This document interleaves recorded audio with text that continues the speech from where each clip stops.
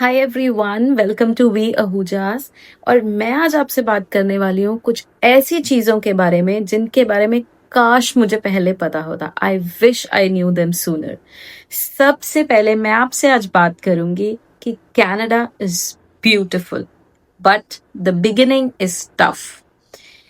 जब हम इंडिया से आते हैं तो बहुत डिग्रीज एक्सपीरियंस लेके यहाँ पे आते हैं। हमें क्या दिख रहा होता है? यहाँ की क्लीन स्ट्रीट्स, यहाँ की सेफ्टी, यहाँ के opportunities. But it hits hard जब आपको पता चलता है कि यहाँ पे सब कुछ स्क्रैच से शुरू करना पड़ेगा। It's not easy. वो अपॉर्चुनिटीज तो दिख जाती हैं, लेकिन उन अपॉर्चुनिटीज तक पहुंचने का रास्ता शुरू शुरू में बहुत टफ है। हम में से बहुत सारे लोग ऐसे हैं जिन्होंने इंडिया में कभी किचन में 5 मिनट से ज्यादा स्पेंड नहीं किए। यहाँ आके जब हम जॉब के लिए जाते हैं, 8 घंटे की शिफ्ट करने के बाद आपको घर आके अपने लिए जब खाना बनाना पड़ता है, तब समझ में आता है कि क्यों मम्मा बोलते थे कि काम कर लो, कुछ सीख लो, खाना बनाना सीख लो। इट इज ब्यूटिफुल, लेकिन बिगिनिंग बहुत टफ है। दूसरी चीज, हर कोई कहता है कि कनाडा में बहुत इंडियंस हो गए हैं, बहुत पंजाबीज हैं, गुजरातीज हैं, इनफैक्ट सभी कम्युनिटीज के लोग हैं यहाँ पे। बट फिर भी हमें आके लोनलीनेस फील होती है। इतने लोगों के होने के बावजूद वो सब हमारे साथ नहीं है। वो है यहाँ पर, एग्जिस्ट कर रहे हैं, but they are not with us. India में हमें आदत होती है कि हमारे आसपास हर वक्त लोग होते हैं, कोई ना कोई फेस्टिवल चल रहा है, किसी के घर की सेलिब्रेशन आ गई, किसी रिलेटिव के घर में बर्थडे पार्टी आ गई, कोई वेडिंग आ गई। लेकिन जब हम यहाँ आते हैं तो हम एकदम से आइसोलेट हो जाते हैं, क्योंकि कोई हमें नहीं जानता। और अगर सपोजिटली आप बहुत लकी हो और आपकी कोई फैमिली यहाँ है, आपके फ्रेंड्स यहाँ हैं, फिर भी यहाँ पे हर कोई बिजी है, सबकी अपनी जॉब्स हैं, सब अपनी अपनी लाइफ में बिजी हैं, और हम एक्सपेक्ट नहीं कर सकते कि वो हमें अपना टाइम देंगे। हर कोई यहाँ ट्राई करता है इमिग्रेंट्स को सेटल करवाने की, बट यस, सबकी अपनी अपनी प्रायोरिटीज हैं। And we have to accept it कि यहाँ आके हमें हेल्प जरूर मिलेगी किसी ना किसी से, लेकिन at the end of the day we are responsible कि हम यहाँ आए हैं और हमें खुद को सेटल करना है। हम दूसरों से एक्सपेक्टेशंस नहीं रख सकते। इनिशियल सपोर्ट सबको जरूरत पड़ती है, एंड आई एम श्योर यहाँ पे अब इंडियंस काफी हैं तो सबको हेल्प मिल भी जाती है। बट इवेंचुअली आपको खुद को खुद ही सेटल करना है, आपको खुद ही एक्सप्लोर करनी पड़ेंगी चीजें। एंड आई एम श्योर आपके भी सेम एक्सपीरियंसेस यहाँ होंगे। बहुत सारे आपके फ्रेंड्स होंगे जो ऑलरेडी आपसे ये बातें शेयर करते हैं, और आप कहोगे कि ये सेम बात रिपीट हो रही है। But that's what I didn't know before coming here. यहाँ आने के बाद ही मुझे ये बातें रियलाइज हुई हैं। इंडिया से कनाडा आने पे सबसे बड़ा फैक्टर होता है कंपैरिजन। हम बहुत टाइम तक तो चीजों को कंपेयर ही करते रहते हैं। सबसे पहले तो करेंसी, हम उसको कंपेयर करके देखेंगे कि इंडिया में ये चीज इतने की मिलती है, कनाडा में इतने की, क्या हम इंडिया से मंगवा लें। धीरे धीरे ये चीज चली जाती है। जब आप अर्न ही कनेडियन डॉलर्स में करने लग जाते हो तो वो चीज निकल जाती है आपके दिमाग से। आप स्कूल सिस्टम्स को कंपेयर करोगे, आप गवर्नमेंट्स को कंपेयर करोगे, आप रोड सिस्टम्स को कंपेयर करोगे। स्टार्टिंग में रूल्स बहुत डिफिकल्ट लगते हैं फॉलो करने, क्योंकि इंडिया में इतनी स्ट्रिक्टनेस नहीं थी। लेकिन यहाँ आके आपको जब वो फॉलो करने पड़ते हैं तो आपको फील होता है कि we are just wasting time, हम सड़क पे खड़े हैं, हम सड़क पार नहीं कर सकते।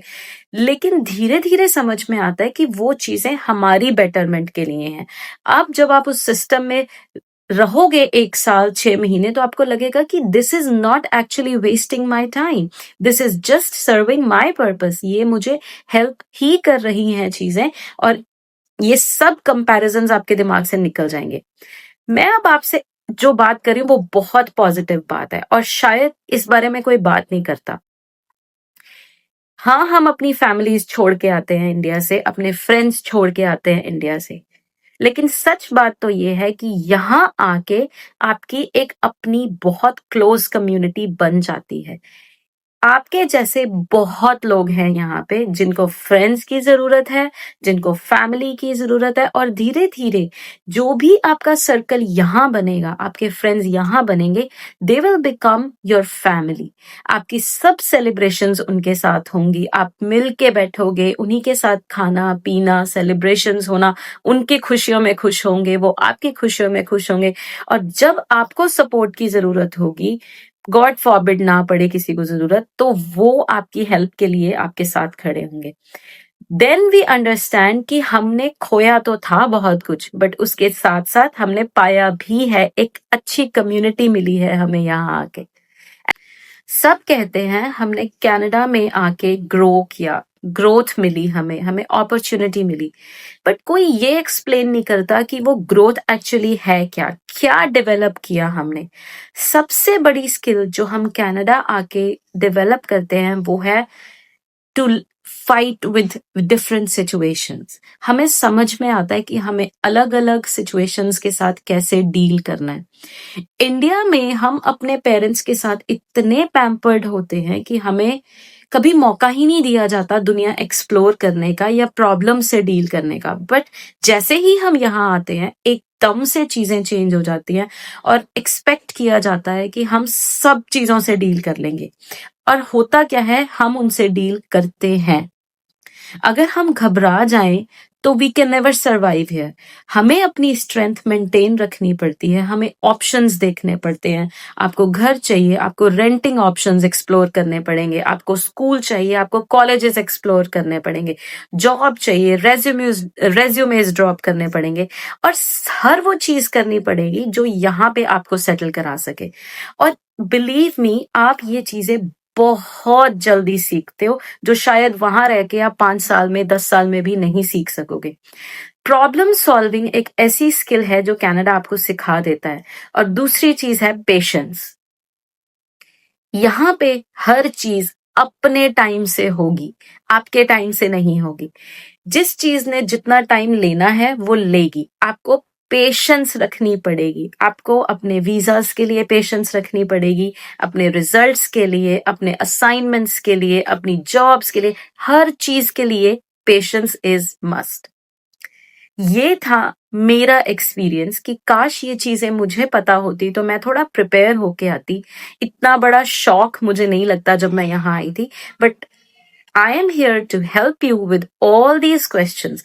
तो अगर आपके कनेडियन जर्नी से लेके कोई भी क्वेश्चंस हैं तो आप प्लीज कमेंट बॉक्स में लिख दीजिए। I will be more than happy to interact with you.